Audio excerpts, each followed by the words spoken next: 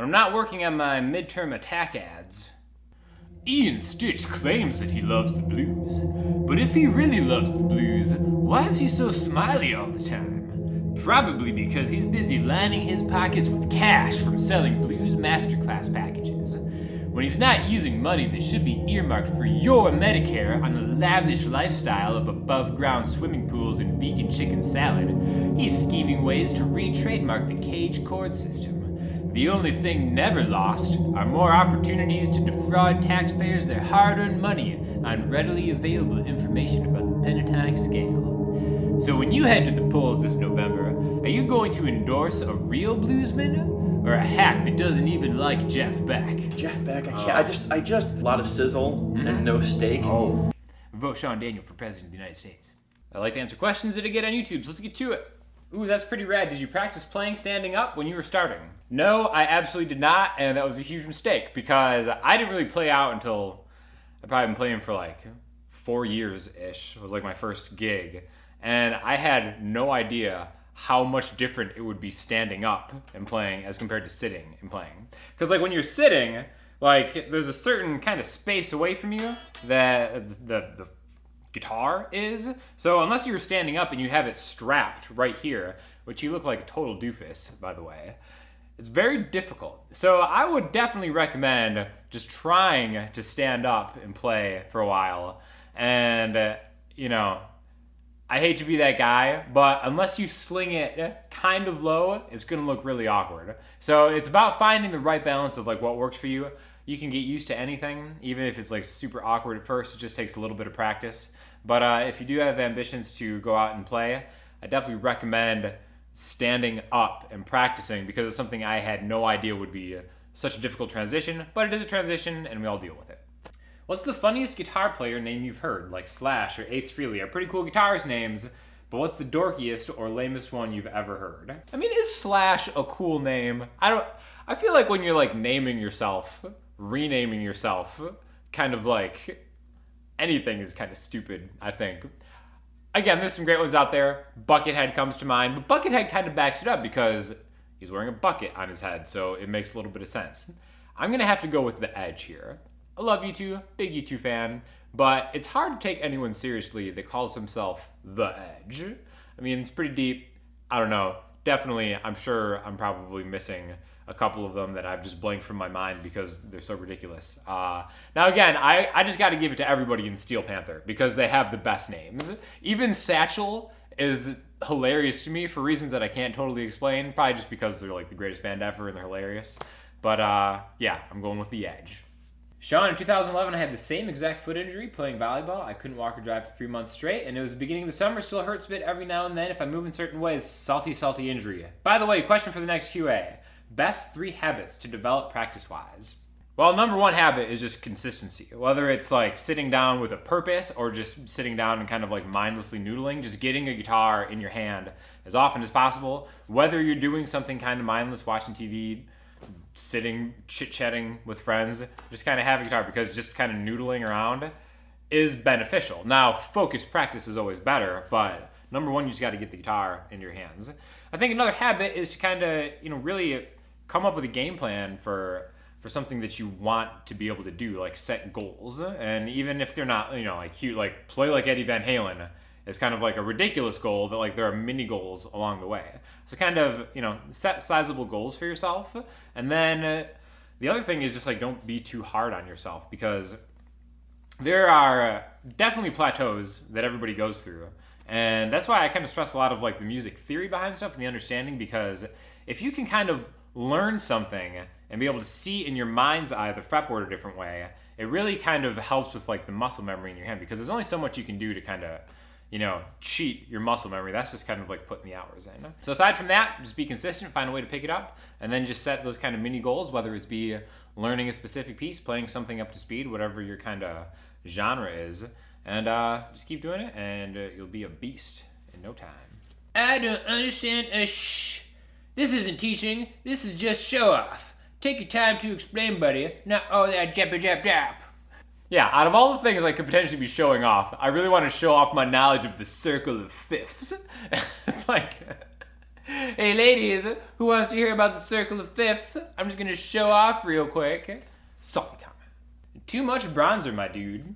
I get a lot of comments saying that I'm unevenly bronzing myself.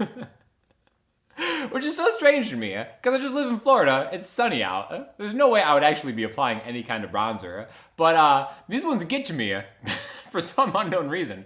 None of the crap talk about my playing or the way I talk ever gets to me. But the accusation that I would use bronzer, that totally rubs me the wrong way. John, how do I know if I'm ready to play a gig?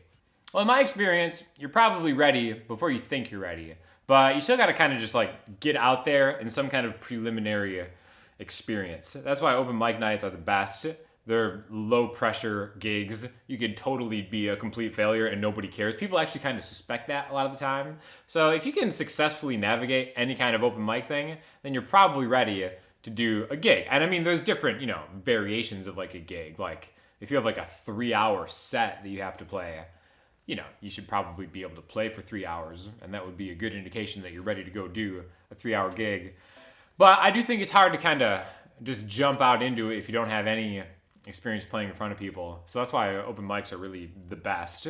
And there's also all sorts of unintentional comedy that comes with just attending an open mic. So just get out there and try it. And I'm telling you, you're ready right now. Go do it. Last night this happened. My friend gets a fairly high-paying gig at a small bar. I go to watch. He kills it for 4 hours. When he wraps up, the organizer gets the audience to pressure me somewhat into doing a song. The crowd is very small at this point. Half of them aren't listening. The other half are my friends. Perfect, right? Low pressure, friendly crowd. I decline a few times. I've only been playing for 4 years, and I've only done maybe 12 open mics in that time. But I get on stage, pick up the guitar, strum a chord. It's not right. Oh, I forgot to tell you it's an alternate tuning, says my friend who just did the gig. Now flustered, nervous, I retune. Amps on, bow, wow, wow, wow, wow, wow, etc. I always practice on my Gibson LPJ or SG. This was a 1940-something Gibson knockoff acoustic, different scale length. And the marker dots disappeared in the low light. Total train wreck. Forgot the chords to my own song. F major, F sharp major. Ugh. How do you recover from that when I unplugged after shouting good night, there will be no encores? My friends were all saying great job, but they were saying it like you would to a toddler who just dumped spaghetti on his head. What is the takeaway from all that? Either I'll never play on stage again, or I'll go, well, it can't get much worse than that. Onward and upward. The takeaway is that was the absolute worst case scenario. And guess what? Nobody died. It's fine. Now, it's kind of messed up that your friend would give you a guitar and not tell you it's in an alternate tuning.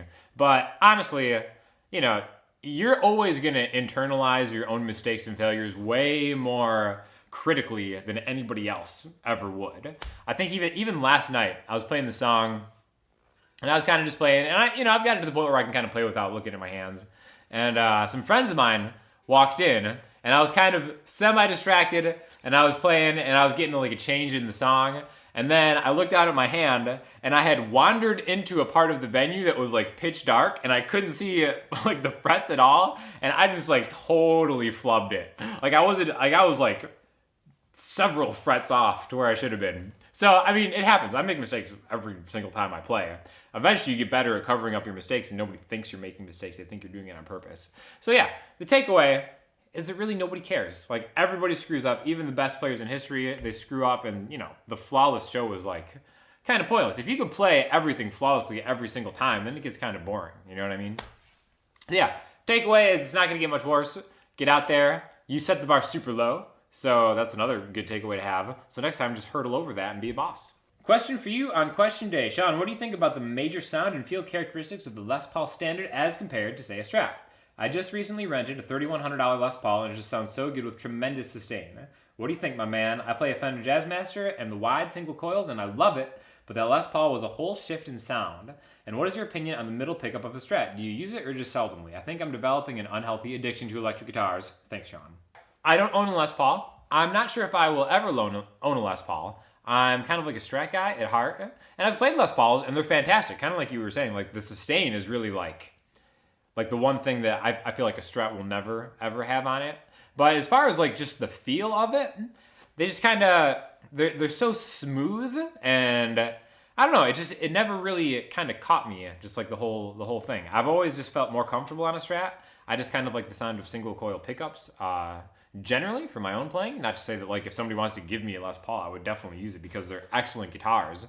I do kind of feel like maybe they're a little bit too expensive for what they are, but people can argue with that, and that's fine. I think the best, dollar for dollar Les Paul I played was actually the chambered one with the P90s in it. That was one of my favorite ones. And I have that Gibson 333, which I think is fantastic too. And it's just kind of like a neck thing. It's like whatever neck is comfortable.